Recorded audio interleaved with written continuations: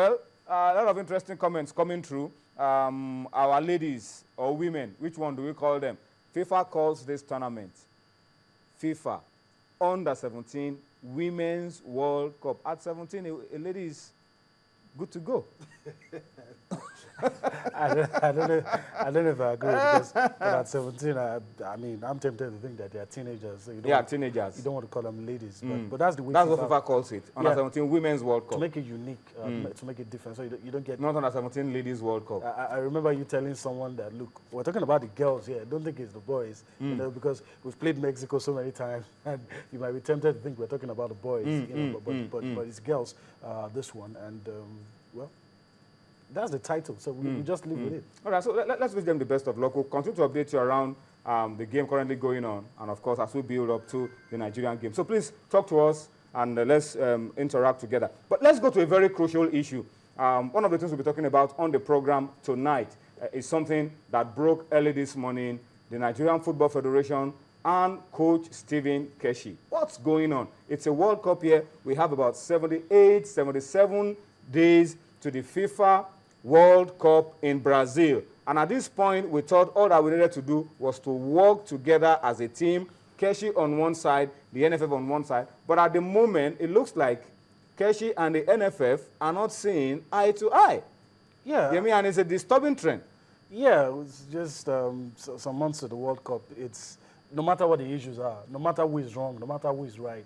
I mean, you're shooting yourself in the leg. That's what it is. And, you know, some of us have felt, look, you hire a man to do the job. It would be good if you leave him alone. And if you're going to be having issues, we shouldn't be reading about it. It shouldn't quickly get to the press. I mean, you could almost write an headline about the issues between NFF and Keshi, and you would be right. And it shouldn't be that predictable. That's what worries me. Well, what you are seeing on your screen, in case you do not believe it, is what is the latest. I mean, in the next series of that face-off between the Nigerian Football Federation and Keshi, it's a case of an employer against his employee, and it's really not what we want to see. That's a letter of query, and it is addressed to Coach Stephen Keshi, the head coach of the Super Eagles of Nigeria. And if you are able to read through, as you can see on your screen, that letter, a whole lot of issues are there, right there. I mean, Keshi, according to the letter, to the query from the NFF, travels without permission, was supposed to be in Abuja on the 25th of March for a meeting with the technical subcommittee. Instead, it will rather be at a function in Lagos with one of the sponsors. A whole lot of issues, hear me? A whole lot of issues. And I ask myself, how did this get out in the first place? This is supposed to be an internal matter. How did this get out in the first place? That's the problem. That's the problem. That's a big issue. That's a big issue. I mean, but it is out. It is out. Let's just talk briefly about it, because we need to situate things properly and objectively so that we can solve this problem, because this has the tendency to derail our World Cup aspirations if the coach and the Football Federation are not on the same page. And I want to say something. I don't know whether I'm wrong, Yemi. Without the support of the Nigerian Football Federation, Keshi wouldn't be who he is today. Yeah. And without the hard work of Keshi, the determination of Keshi, the amount of hours he's worked with home-based players, foreign-based players, the amount of time he spent, his commitment, the NFF wouldn't be talking about the amount of success they've had with the Super Eagles as well today. So it's a case of NFF needs Keshi, and Keshi needs the NFF. That's the point. They have a kind of relationship where both parties can survive without the other. And, Keshi can't tell us his story without the NFF. NFF can as well. All of the success, all of the things we praised the NFF for with the Super Eagles, Keshi did have a big role to play. And my worry is, I mean, I thought something like this, a verbal warning or, it shouldn't even get to the press. And it's worrying because, it's everywhere. At the Nations Cup, this issue is everywhere. At the Nations Cup, you had a coach who won the Cup of Nations, and they came out to say he resigned. And something like this. I mean, it means the crack is still there. The walls have not been mended. I mean, it means we've not really solved all of these issues. It means there is still that little crack where the lizard could go in and still cause some trouble. It means we've not resolved this issue. 78 days to the World Cup. The issue is still there. It's sad, really. It's sad. And this is the height of it. I thought now, you know, the issues would be technical committee, let's sit down and meet. These are my plans. What help do you require from us? What do you need us to do? Those are the issues I expect the NFF and Keshi to be talking about, not issues of queries. And even if there are queries, I don't expect to be reading it on the pages of newspapers. And, you know, it has happened, like you said, but I just hope everybody can sheath their swords in the interest of Nigerian football. And it even goes beyond the FIFA 2014 World Cup. It's not about that. We're talking about the future of Nigerian football, because you know, there is still a lot ahead. And Nigerian football is bigger than any one of us. Yeah, in our private chat, you were talking about us imagining what could happen if this combination between the NFF and Keshi could go on for the next 5 years. You try to imagine how strong the national team. If in 2 years we have a team this, that has a lot of quality, ready to fight, in 2 years we're able to do this, both from the NFF side, because we also need to commend the NFF. Exactly. I mean, the point I'm trying to raise is this, and we are inviting you as well, that as you send your comments, please be very objective. We are not taking the sides of Keshi, because we've heard from the NFF. The NFF listed a lot of the sins of Stephen Keshi in this query. We've not been able to see Keshi's own reaction to some of these sins, whether they are actually sins or whether they are just allegations that cannot be proven. So we don't want to take sides. But the issue is this. The NFF have done so much. Keshi has done so much. Why is it difficult for these two people to see eye to eye? Why? I don't understand. I really don't understand. You know, you would think that with what they've achieved together, issues like this, you know, you could put to the point where we had Westerhoff and he spent 5 years and the success he achieved, and you would think that... He didn't have it easy, I must tell you too. Yeah, he didn't have it easy. He had running battles as well. But you, if I was probably the NFF chairman, I'll be thinking that line, you know, because that would be my selling point. You know, I could always point to the fact that, well, during my administration, I brought a manager, you know, an indigenous coach who achieved as much as the foreign. I brought the era where Nigeria was feared and respected. Now, I'm telling you, even European teams will treat us with some level of respect now. Keshi has done that, and the NFF have given a platform to do that. And I feel it's a marriage that is working. And, you know, why would you want to, you know, bring all these at this time distractions? For me, I mean, to balance all of these things up, I think we need to appeal to the two parties. Yeah, sheet your swords. The NFF, yes, you are the employers, and you have a right to be angry if you feel that your employee is overstepping his bounds. Yeah. Yes, you can call him to order, but that's an internal matter on one side. Yeah. And on the other side, we want to appeal to Keshi. Yes, we applaud you, we love you, we know the amount of work you've put in, we celebrate you, but at the same time, You're under authority. You are under authority. And these people, whether you like it or not, have done what...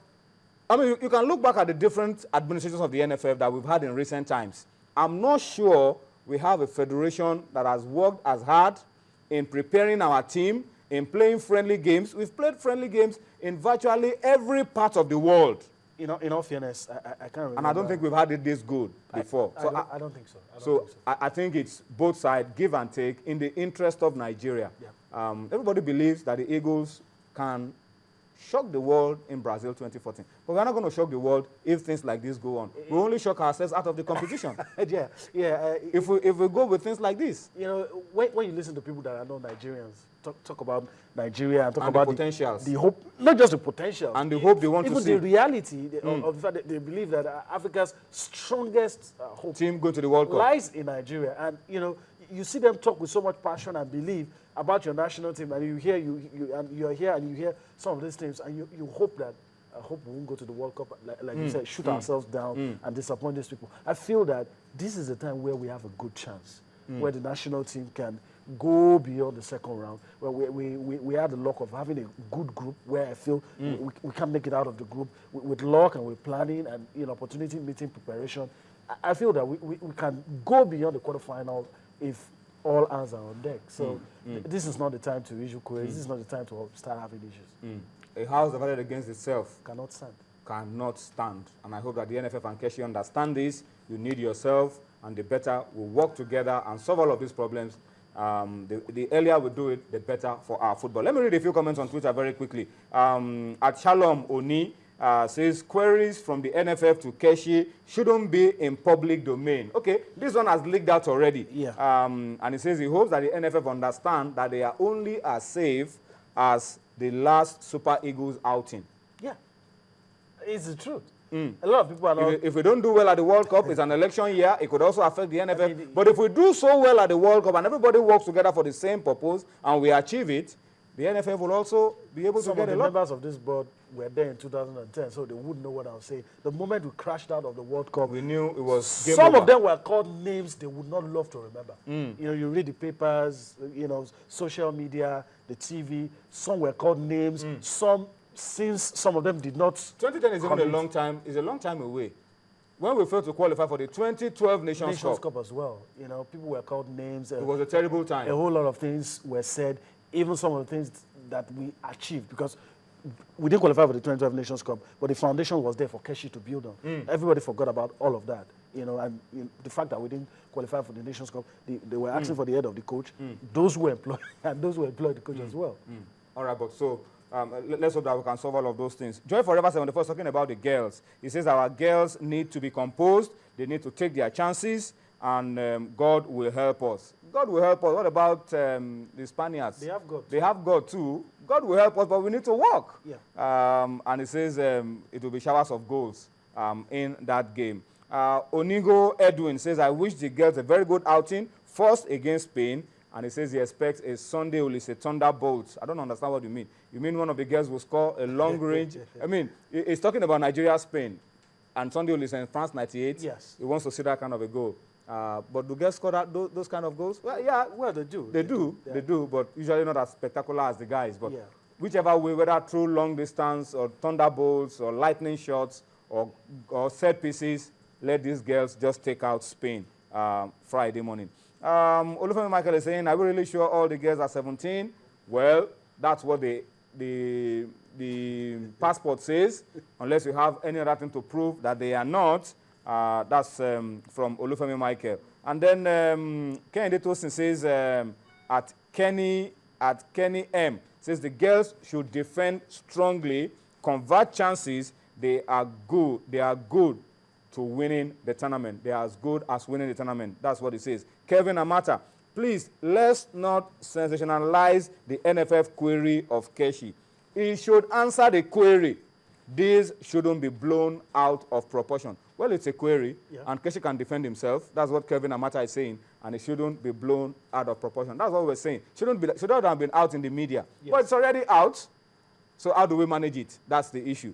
Rajo_RRM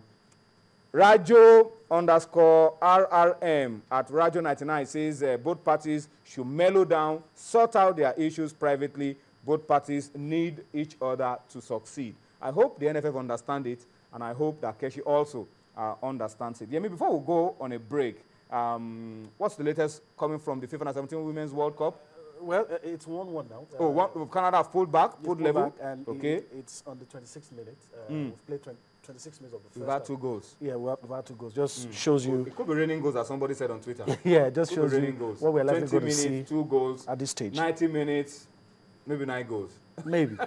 High scoring game. But right now, as Yemi said, Venezuela won, Canada won the first quarterfinal match of the FIFA Under-17 Women's World Cup. Let's go on a quick break. We'll come back to look at the Glow Premier League. And we're taking you to Kano now, bring you highlights of Kano Pillars against Sunshine. We'll come back and reflect on the Glow Premier League and Warri Wolves already in Tunisia. Hopeful that they will turn things around. We'll come back with more on Sports Tonight.